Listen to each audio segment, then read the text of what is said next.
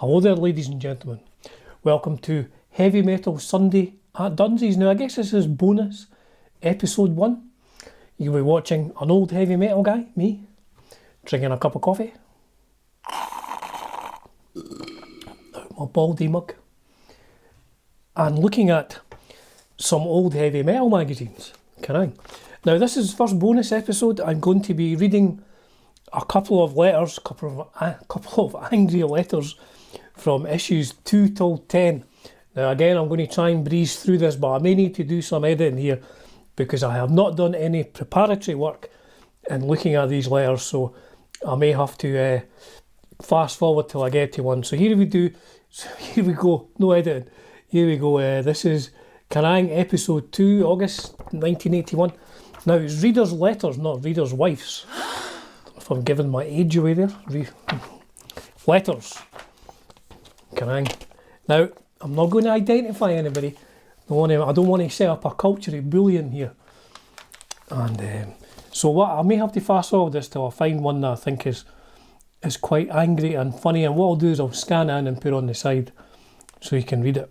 Here's a couple of letters, different kind of tones. And here's the first one. This is from somebody who lives in Great Yarmouth, Norfolk.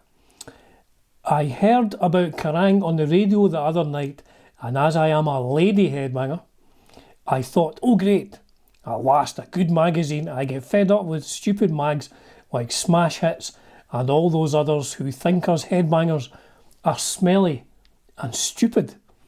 Imagine thinking headbangers are smelly and stupid. But do you think I'm too old to be a headbanger at nearly 27? But when I hear all those guitars, I can't seem to help it. Well, there you go. I don't think 27 is too old. What do you think? I mean, I'm more than twice that now. So yeah, that was somebody in Great Yarmouth. Just fed up with Smash Hits. They don't smell, and they're not stupid. They're 27. Again, this is back in 1981. Here we go. Here's Mr. Angry from from issue 2. Your chart was a load of crap, and many people agree with me around here, but are too shy to write. Call it a heavy 100? Do you, with rubbish like Stairway to Heaven and Smoke in the Water? Where the hell have they been? Songs like this are dead and gone. This is back in 1981 as well. So let's have some more decent metal in your top 100. And that's from somebody who stays in Bluesby. Very angry about the top 100. Let's move on to Kerrang issue 3. This is from September 1981. Get to the readers' letters. Sorry about that. Are they at the back? Letters. That was the one with Stevie Nicks and Diamond Dave Lee Roth. Now, I've read a couple of here. I'll try and find ones I haven't. Now, I'll maybe bleep this out here. This is from somebody who stays in Cirencester. I don't know where that is. It's in the UK somewhere. I have come to the conclusion that Jeff Barton is a wanker. He goes and slags off Def Leppard, and when it becomes hip to like Def Leppard again, he bullshits his way through a load of excuses. The interview in Kerrang 2 was disgusting. Just what is the first paragraph supposed to mean? What is the point in putting it in? He then goes on to call us insects. You are the only insect, Barton. If you really thought Leopard were that bad, why have you suddenly changed your mind? I always had time for Leopard. Okay, so some of their stuff may not be so good, but that doesn't mean I chuck cans at them. Oh, of course, they got bottled at... was that Reading they got bottled at? Oh, here's somebody answering the previous one. Tell the person who was in the previous one not to worry about being too old to be a headbanger at nearly 27.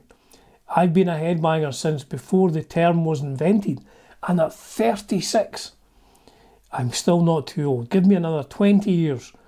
No, it's more than that now, 40 years, and I might need a couple of crutches, but I ain't giving up without a fight. There we go. So that was Kerrang issue 3. Quickly on to Kerrang issue 4. This one. One for the ladies. Letters. Again, I'll maybe fast forward till I find one that I find interesting. Oh, here's another Mr. Angry or Mrs. Angry. It's about time you published a letter from someone who doesn't reckon your mag is the best thing since sliced bread. As a headbanger's mag, it is the most wimpish pile of rot ever to disgrace our local newsagent. Very angry, strong words there from somebody who stays in North Yorkshire. It's obviously aimed at screwing the new teenage fans who will buy anything with the word metal on it. In fact, we only possess a copy of it because we got it for free from our mate who works at the paper shop. Next time he tries to palm one off onto us, we'll do him in with a copy of the Melody Maker.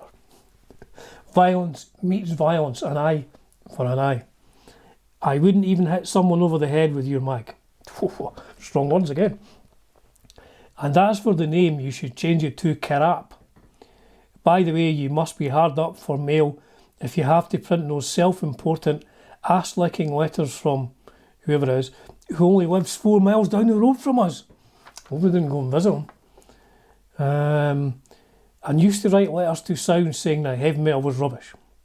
It's only since heavy metal became fashionable again, that he changed his mind. He and you haven't got a clue what heavy metal means to the street people. The street people. The bread and butter boys. Who have followed it for years and will carry on even when our hair falls out. Dedication. That's what you need.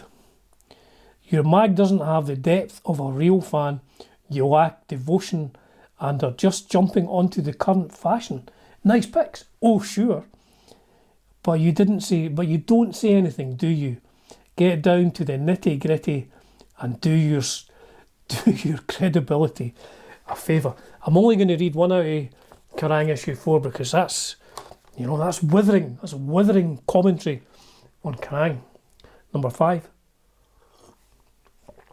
Maybe just do one in each because we're already about 10 minutes. I'm trying to keep these under half an hour, if at all possible. So there may be some editing in this one till I get to the letters. Oh, here we go. Here's somebody answering the criticism about Stairway to Heaven that was in the previous one. To the writer that says Stairway to Heaven and Smoke on the Water are crap. Where the bloody hell's he been? I'd like to see him go up to a full grown headbanger and say that Led Zeppelin and Deep Purple are dead and gone and still have 2 legs and 2 arms afterwards. I notice he didn't suggest any decent metal, as he put it, and he doesn't have the guts to leave his name. There you go. But be careful when you write to KERRANG, you can stir up a hornet's nest. So that was KERRANG issue 5. I'm going to do one from each. Because of my stupid Scottish accent, people will be having to rely on, what do you call it? Oh, sorry to change the subject. Tigers was one thing. John Sykes died this week. I couldn't believe it. I didn't even know he had been ill. What a guitar player, John Sykes. Only 65 years old as well, so, very, very, very sad. Very sad. So what are we doing? It's KERRANG issue 6. These people aren't angry, they're just telling us a few things here. My boss told me to get my hair cut or get lost. Not wanting to lose £63.50 a week. Blue heck, yeah, £63.50 a week. I painfully did so. Then he said, I don't want to see you wearing that old coat to work, referring to my leather and Angus Young signed denim. This made me think, not something I've had a lot of practice at. After about 15 seconds hard thinking, I have come up with the solution and I told him to piss off. There you go. Guys turned up to work, got a row for looking like a heavy metaler and told the boss to stick it, like Great White would do a couple of years after this. Stick it. I have an idea which I think you will be interested in, and that is for every back page of your magazine to picture a sex... I'm sorry, this is a Sunday, folks, so I'm just reading this here. Sex/fear picture. As you are already aware, the combination of fear with sex equals ecstasy. I'm just reading this out verbatim, folks. These are my opinions. A picture of really faded blue jeans. I don't know if I should continue. is the most sexiest fashion wear, especially when the jeans are torn, raggy, tight and really faded. The best pics are the pics of attractive young males in the stretched jean position, the ultimate being the Thin Lizzy live and dangerous cover position, emphasising the thighs, open brackets, bursting out, close brackets. Next best position being the squat position. That's probably enough from Kerrang episode 6. Episode 7. So they had moved to the letters to the beginning of one, but now they're back. What date are we on here? January 82, we're into 82. Aussie. Old Harvey Smith there from Aussie. Couple of letters here. Thanks for keeping the quality of the mag high, but let's have less of all this ugh, wah, and Kerrangutans. The only other thing wrong with Kerrang was the awful, rehashed several times over, interview with Kerrangland faves MSG. Next time you do an interview with them or any other mainstream HM gods, make sure it's a fresh one. After all that, how about a largish colour feature with the band of the year, Riot? And how's about a photograph of Riot's drummer Sandy Slavin kicking his drums down? Here we go. I think this person's angry about Quo or something. Well, I was reading your Magic magazine. It was a metal magazine. I saw something which made me effing angry. Some geezer from Ireland finished his letter by writing, "What's Status Quo doing in a heavy metal mag? Don't this geezer know anything?" He kept going on about AC/DC. Well, for a start, Quo get more fans at the hot dog queue. And what about Angus Young, who supposedly plays the guitar for AC/DC, our Lord King God Francis Rossi, could play better music with wind from his backside. L'Epitome. I'm sure Quo's army, the loyalist fans in the world, will agree with me. The Quo were one of the first bands to start boogie headbanging. I do agree with that. In the early 70s, when the geezers from AC/DC were at school drinking Fosters. Cuts deep with that one. So if AC/DC ever get near Quo's success story, or make 20 years in the business like Quo will have done next year, although I doubt it, then you can take the PISS. Until that time, do yourself a favour and stick to reading the Beano. Kerrang issue 7. Just a couple to do here.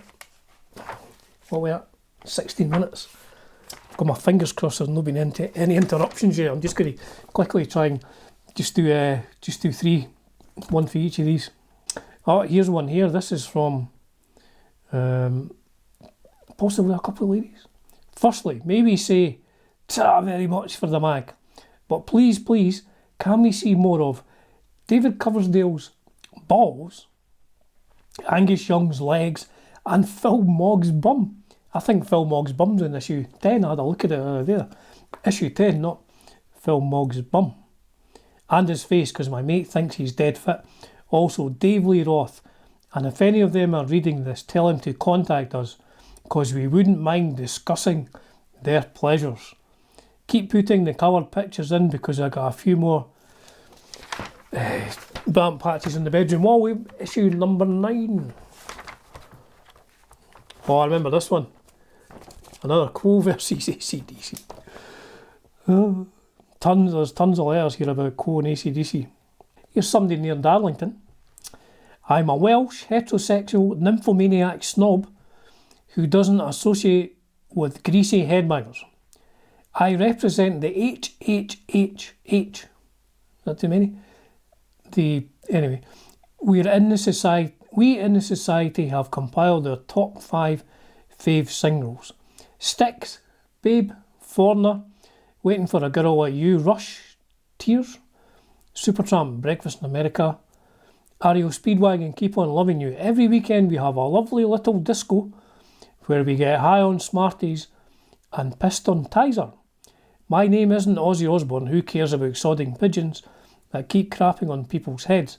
Mind you, judging by Lemmy's hair, he dunks it in shit every morning. I don't think that's a genuine letter. I think somebody's just making that up. Oh, here's another one. Somebody stole a Kerrang. I recently nicked Kerrang number 6 from a 12-year-old kiddie on the way home from the probation office to sample what young heavy metal freaks get up to. How you dare charge 10 bob, 50p, for those who are not alive in 1982 or not from the UK, for your shitty little rag escapes me. Although most of the Berks who buy Kerrang would pay all of their pocket money because they think it's hip to buy anything to do with heavy metal. For instance, how dare this chap can vote Pink Floyd and Genesis into his loudest top 10 amazes me. How dare he? How dare he? Obviously this shit is the type who goes to gigs with his mummy and or daddy, wearing his brand spanking new denim jacket covered in AC/DC glitter patches and sporting a crew cut. Hair shaming, folks, hair shaming, for Christ's sake. The tweets had a different meaning back then. Are louder than Genesis and Pink Floyd put together and have more idea about heavy metal. I also puked over the pissy heavy metal poem. A is for Angus. I thought Angus was a cow local to Aberdeen. These two examples sum up the mentality of your readers. I'm going to give your mag back to that 12-year-old because that's all it's fit for. Next you'll be doing interviews with ABBA. Strong finish there. Oof. It's been tough, reading through these. A lot of angry people. I guess people tend to write when they're angry more than when they're happy, although we have seen a couple of examples of people who were gushing good wishes to Kerrang, saying they were really good. Here's another one, somebody replying to an earlier letter in Kerrang 8. Somebody is outraged. Say it loud, you say. I feel I must. It came to my notice as I was reading Kerrang number 8 that a certain Bernie Tormey of Wales was saying the Fantastic Trio Rush were shit. Did Bernie do an interview and he said he didn't like Rush? Strange, eh? Anyway, Bernie Tormey, you make me puke. I'll wear the Bernie Tormey t-shirt. Wow, huge fan. Late great Bernie Tormey. Great guitar player. Great chap. Anyway, to say that moving picture sounded like Bucks Fizz. Did he say that, did he? And in not so many words as trash, so he didn't say that. Is a pathetic and totally outrageous statement, especially when it includes such goodies as, Witch Hunt and Tom Sawyer. You also said Rush were cocky, which is the most atrocious bunch of contrived crap ever written by the human race. I end this letter in disgust and protest. Oh no, P.S. Your mother was a hamster and your father smells of elderberries. Oof. Strong stuff. I think we'll agree, folks, with my coffee still. It's alright. So we managed to get through that. Looking at a lot of angry letters and a few thanks for your brilliant mag letters. Kerrang issues 1 to 10. I hope you've enjoyed that. I've scanned them in and... Oh, my camera's nearly stopping. I've scanned them in and stuff like that. So enjoy Sunday. Cheers for now.